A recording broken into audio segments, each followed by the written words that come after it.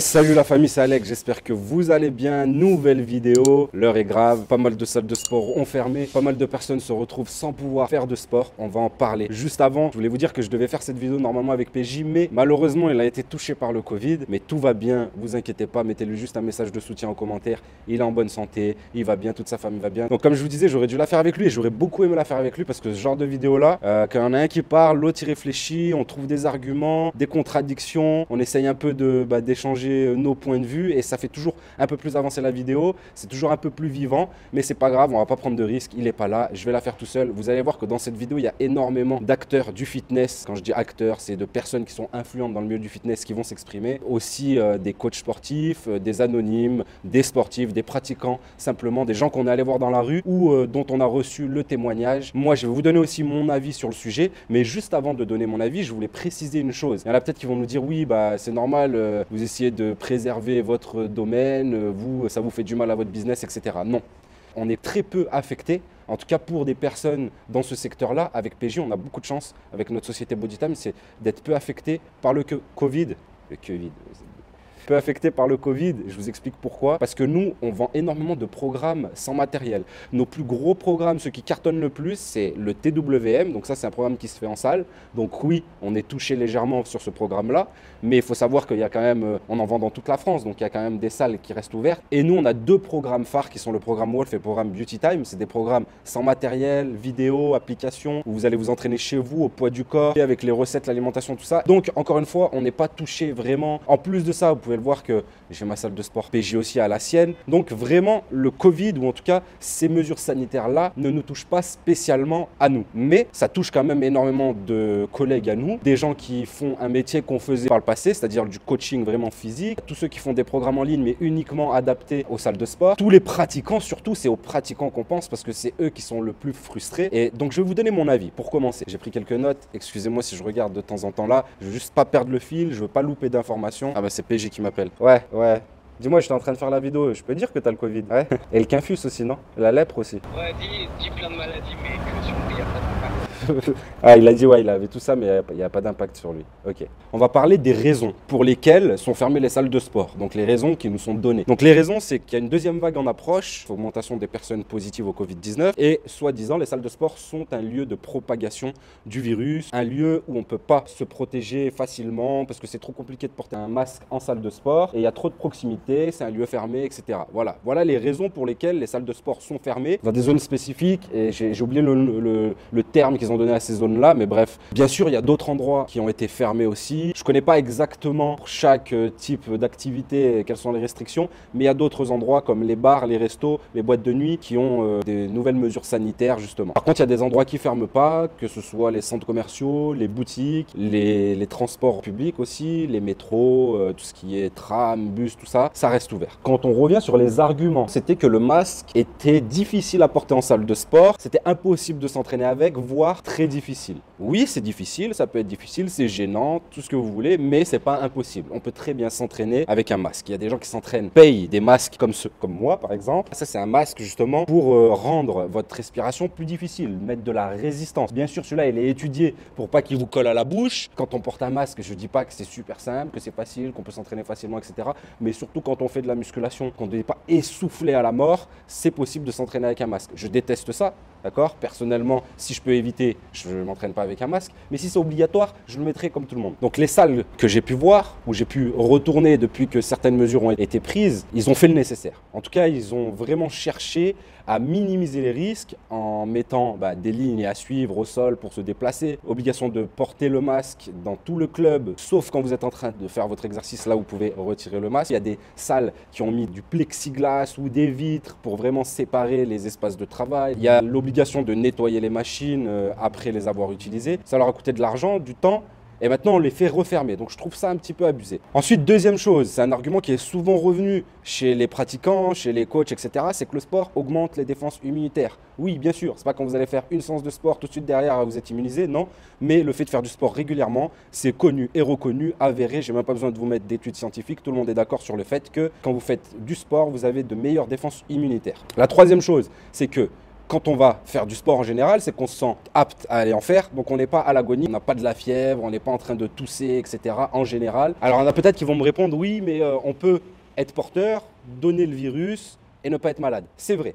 Mais ça enlève quand même une partie des gens qui, eux, sont symptomatiques, c'est-à-dire qu'ils ont des symptômes. Ceux qui ont des symptômes, en général, ne vont pas à la salle. Ok, ceux qui sont asymptomatiques, ils vont à la salle, mais une partie des gens, on va en parler un peu plus tard, asymptomatiques, sont très très peu contagieux. C'est-à-dire qu'ils ont le virus en eux, ils l'ont eu ou ils l'ont actuellement, mais ils sont peu contagieux. Ils sont moins contagieux en tout cas que les gens qui ont de gros symptômes. C'est ce que j'ai pu entendre de la part de médecins.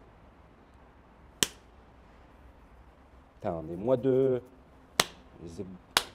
À ma connaissance, et c'est ce que Fitness Park a partagé, il n'y a pas eu de cluster en salle de sport. Donc il n'y a pas eu de gros foyers infectieux qui sont partis d'une salle de sport ou qui ont été en salle de sport. Alors il y a eu un cas à Rennes où justement l'interdiction d'aller s'entraîner et d'ouvrir les salles de sport a été levée parce que le juge des référés a estimé que les salles de sport n'étaient pas des lieux de propagation active du virus. Il n'y a rien qui prouve que les salles de sport le sont, il n'y a aucun chiffre qui le prouve, à part des chiffres qui sont sortis de je ne sais où, comme vous allez le voir dans les vidéos qui vont suivre. En ce qui concerne les chiffres, ceux que je vous donne ou ceux que vous entendez toute la journée, c'est très très aléatoire. Il faut savoir que c'est très facile de manipuler l'opinion publique avec des chiffres, en parlant de malades au lieu de parler de porteurs du virus, parce que c'est vraiment pas la même chose, d'accord? Il y a énormément, je pourrais pas vous donner un pourcentage et j'aurais peur d'avoir un chiffre, de vous donner un chiffre qui est faux ou biaisé ou alors mal compris. De toute manière, si on veut trouver un chiffre pour vous montrer que tous les jours ça augmente, on trouvera un chiffre pour vous montrer que tous les jours ça augmente. Et moi aujourd'hui, je suis là pour vous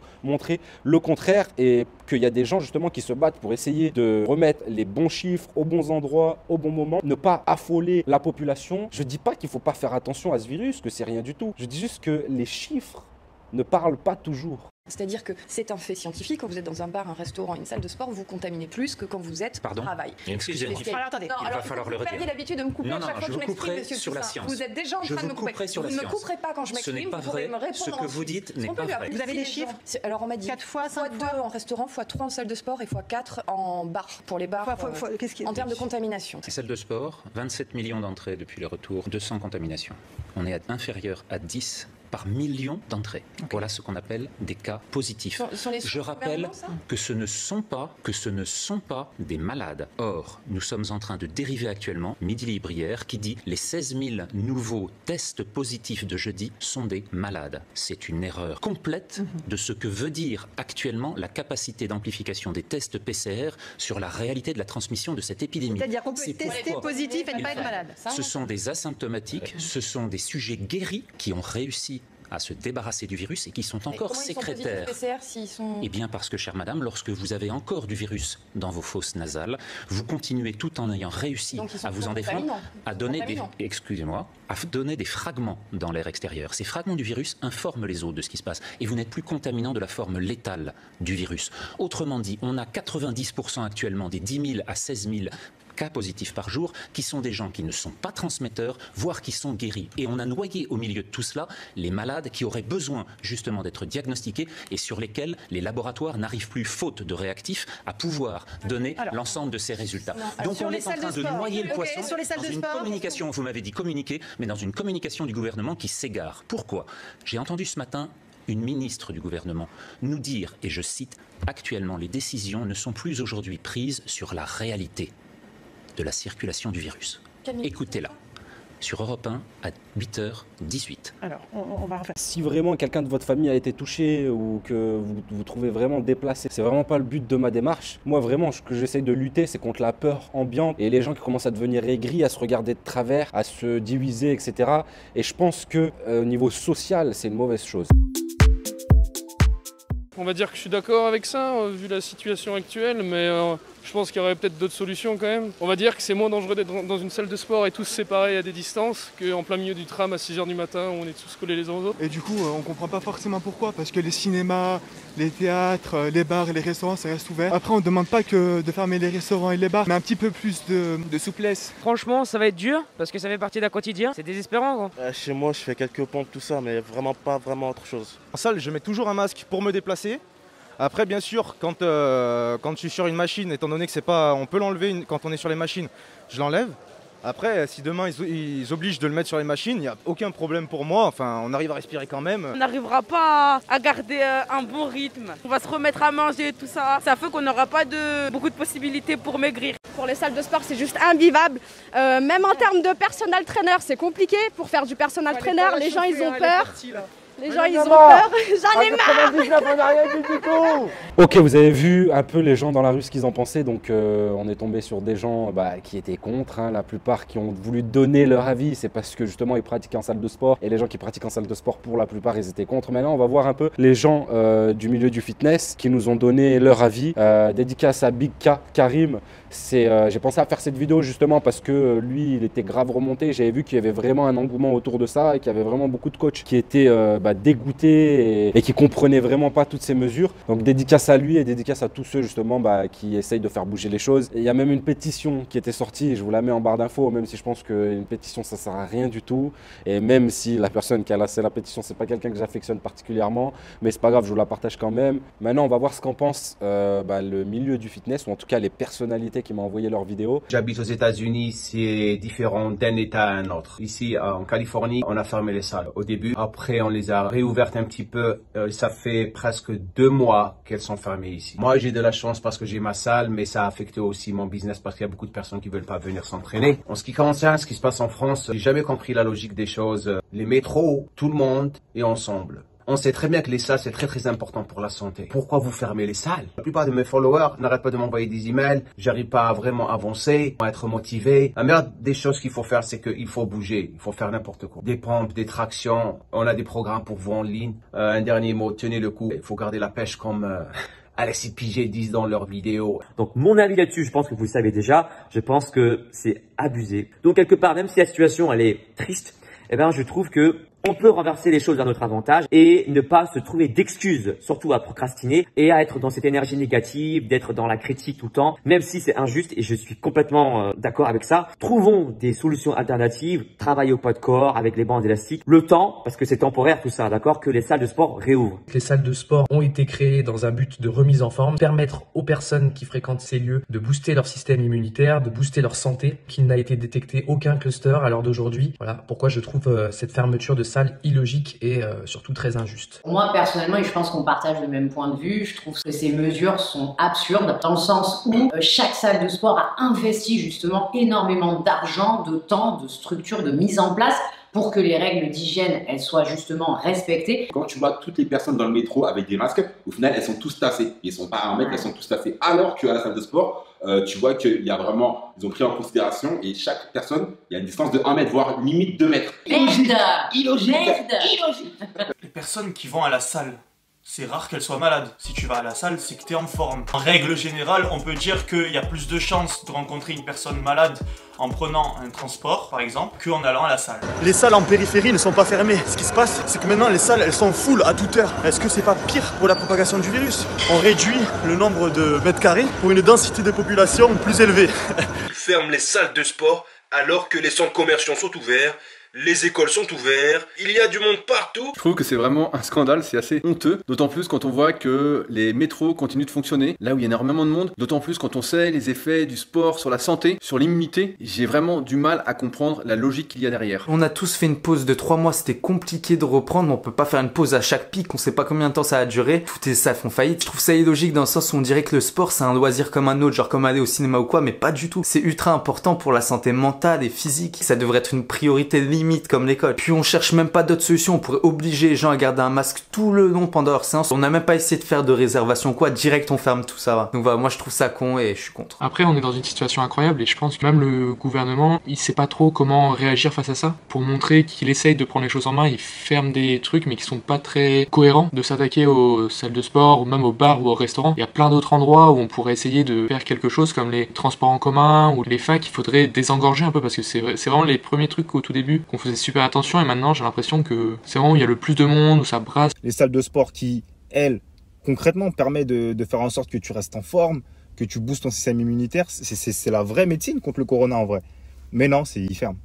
Donc ça fout un peu le seum. 10 jours qu'on est dans le flou, 10 jours qu'on nous prend pour des cons. Quand on voit que ça réouvre à Rennes, à Toulouse. Enfin, moi personnellement j'habite à Marseille, c'est toujours pas réouvert. Tant il y a des salles juste à côté, genre à peut-être 5 minutes en voiture de Marseille qui sont toujours ouvertes. Du coup les gens s'entassent là-bas. Après on s'étonne qu'il y ait de plus en plus de cas de Covid. On va plus à la salle, ça m'a gonflé de faire des pompes. Je pense qu'il y a beaucoup de gens qui sont dans le même merde que moi. Quand Jamou dit ils sont en train de préparer quelque chose, je le rejoins un petit peu. Moi je fais partie des gens, voilà, je crois ce que je vois, je suis assez sceptique quand j'entends des choses à la télé parce que par expérience je me suis rendu compte que plein de choses étaient fausses, où on nous avait menti sur plein de trucs. Souvenez-vous, quand il n'y avait pas de masque en France, on nous disait les masques ne servent strictement à rien. Et j'entendais même des gens qui disaient qu'avec le masque, tu transmettais pas mais tu pouvais le choper. Ou l'inverse, tu pouvais le transmettre mais tu pouvais pas le choper.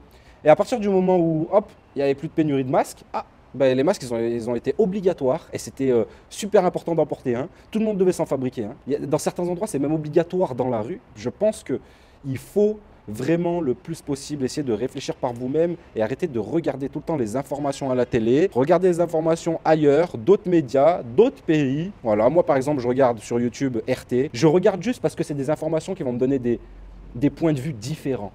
Des informations de Russie par exemple. Je ne dis pas que je suis d'accord avec ce qu'ils disent, ou d'accord avec les Américains, ou d'accord avec les Français, etc. Je dis juste que je regarde des informations pour avoir des points de vue différents et me faire mon propre avis. Peut-être que je me trompe totalement sur certaines choses, mais au moins je garde mon esprit critique. Vous allez mettre une proposition, une autre qui est évidente, une troisième qui est évidente, puis la quatrième qui est discutable, mais par effet d'entraînement, le cerveau va la ratifier. Retenez bien ça, le yes set, et qui peut être tramé sur plusieurs jours, c'est-à-dire qu'on va vous faire des évidences, puis on va vous montrer que c'est une évidence, en vous montrant des images, en vous montrant des courbes, et dire l'épidémie est très grave.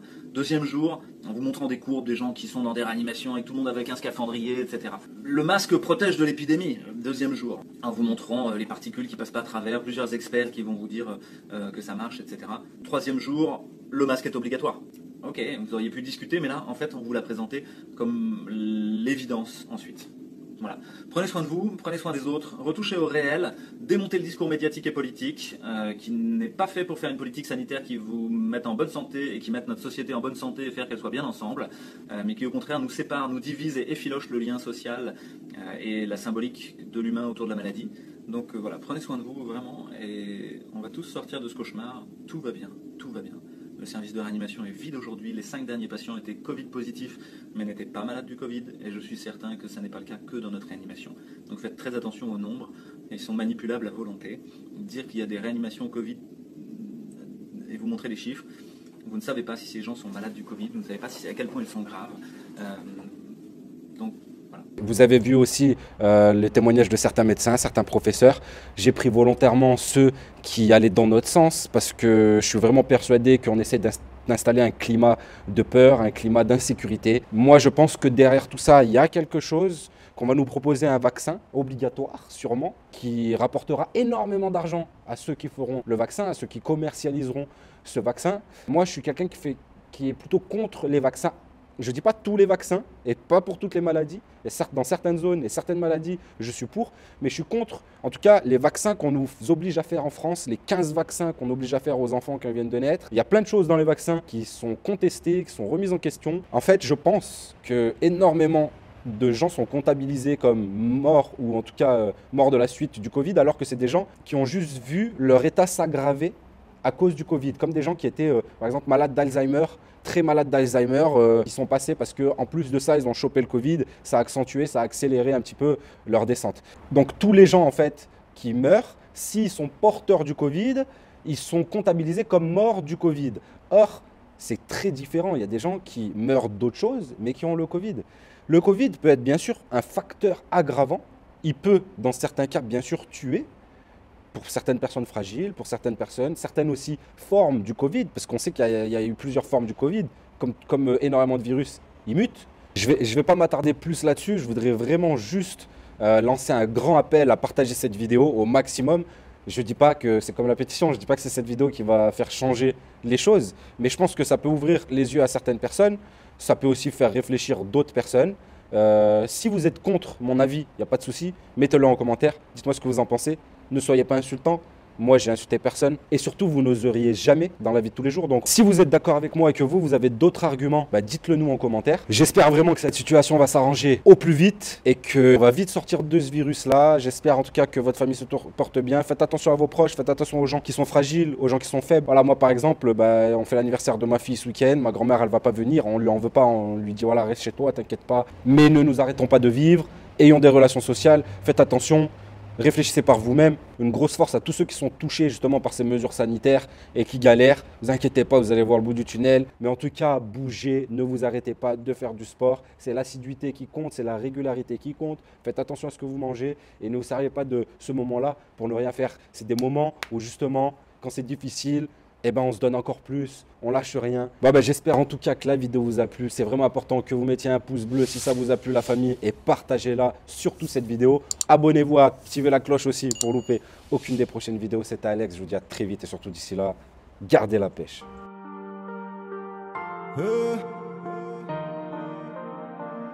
Oh.